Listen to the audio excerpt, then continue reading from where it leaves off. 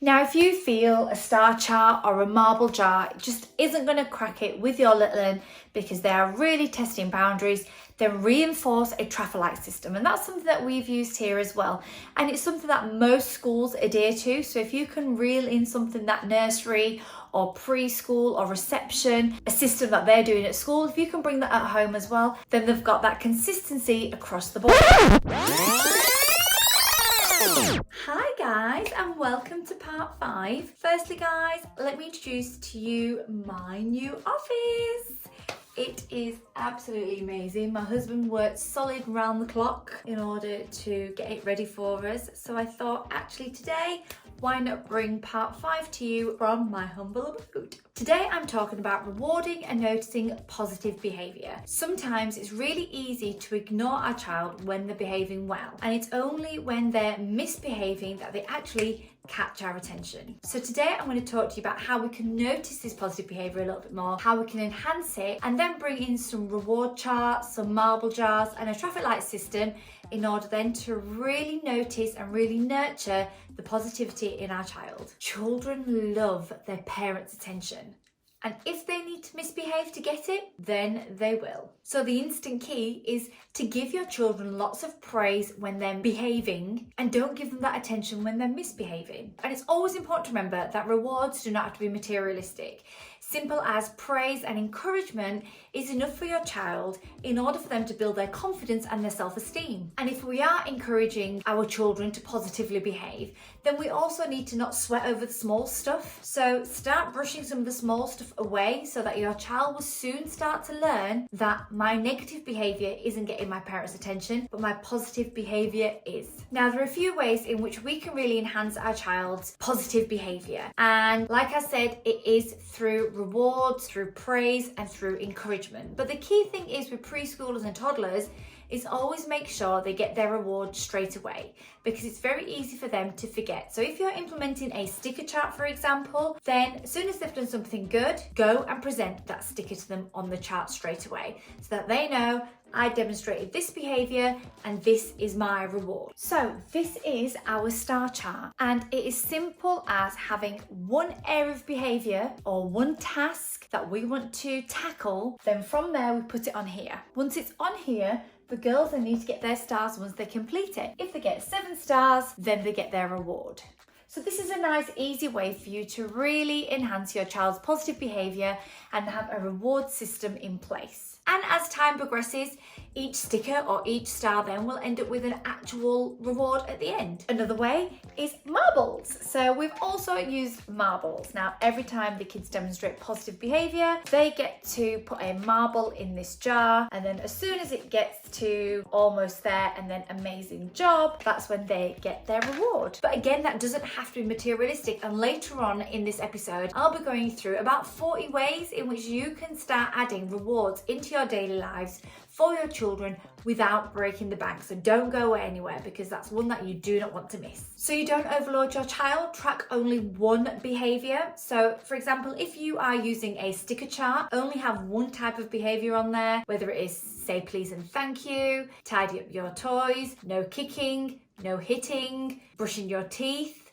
drinking water, whatever the behaviour is that you really want to enhance, only have that present on your sticker chart or have that present visually somewhere that you're focusing on as a family. So that once they've actually nailed that behaviour, you can then almost push that to a side, because that will become habit, and you can then introduce a new behaviour, a new thing to focus on, a new rule. And I actually talk about these boundaries and these rules within part 4. And if you've missed that, don't worry, because you can just catch that here.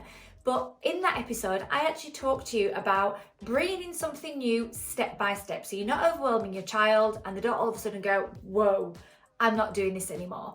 So it's baby steps. So focus on one behaviour at one time until that's nailed. Don't bring in another. Give plenty of praise. Toddlers and preschoolers absolutely love pleasing their parents. So whenever you can, really praise your child for their good behaviour. Also, it'll do no harm to remind them of the reward system. So if you do a wee on the toilet, darling, you'll be able to get a sticker. You are reinforcing the positive behaviour. You're just reminding them of what they'll get at the end of it, and it is different to a bribe. Bribing is something you definitely don't want to get caught up in that trap. And you don't want to use the reward system as a way of getting your child child to do something.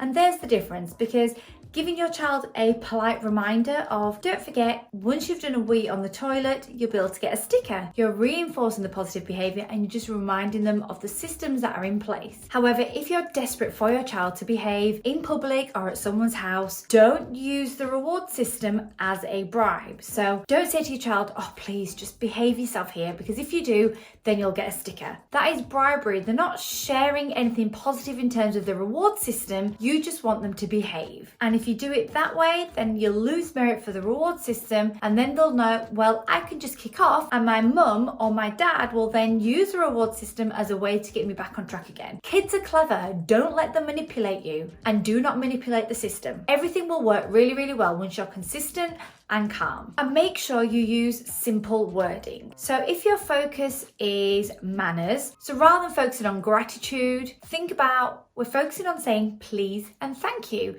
So keep what you're focusing on really simple for your child. And you can get online some easy magnets that will be simple instructions. Say please and thank you, tidy up your toys, be nice to your friends, brush your teeth, go to the toilet or the potty. So you've got instructions there, some rules, some behaviours there that you can then put on your fridge or your magnet chart or whatever it might be, in order then to reinforce that positive behaviour. And it keeps it simple as well. Now, if you've got older kids in the house and feel like you also want to have some sort of reward system in order to enforce positive behaviour, but you feel a star chart or a marble jar won't quite suffice for them, then think about what's happening at school.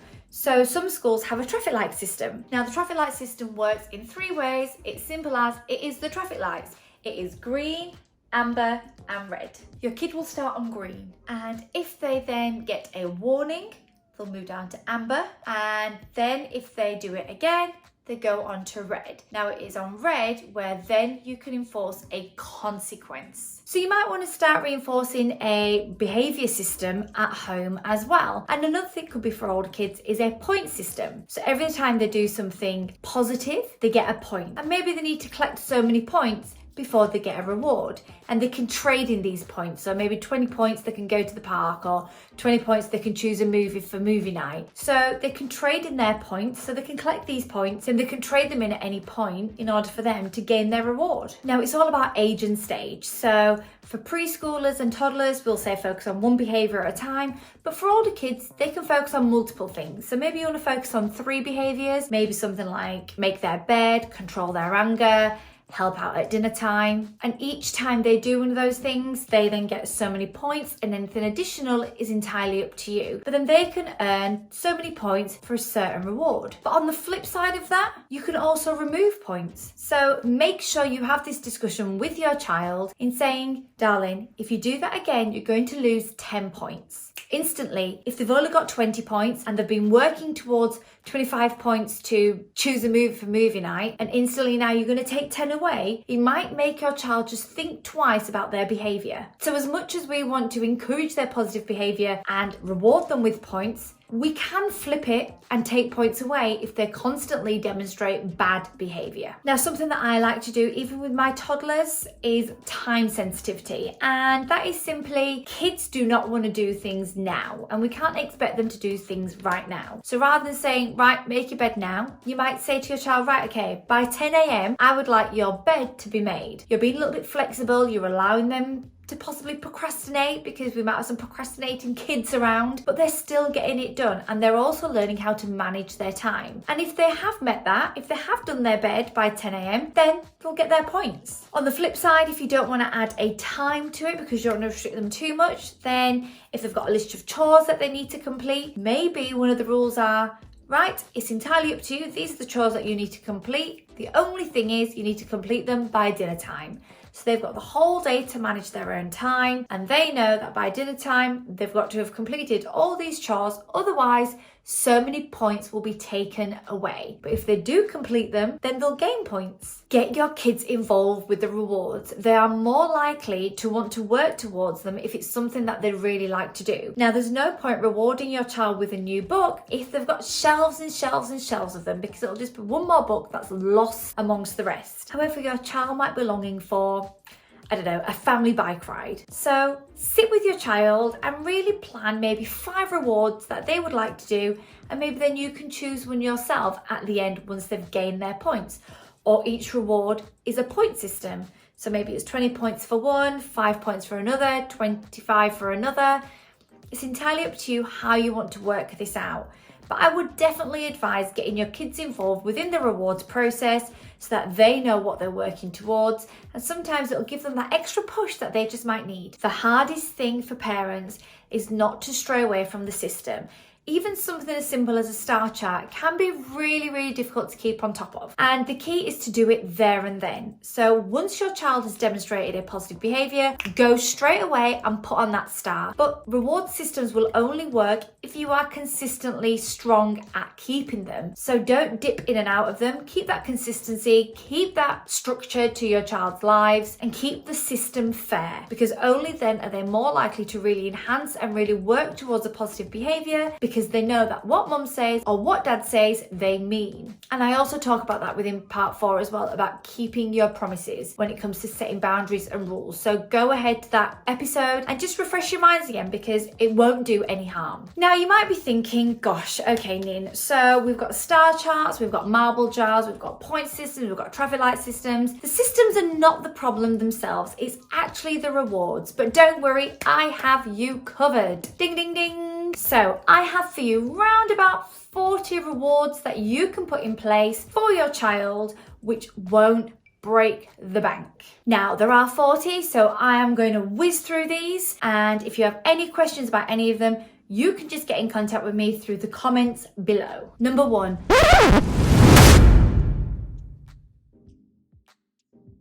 There you have it, guys.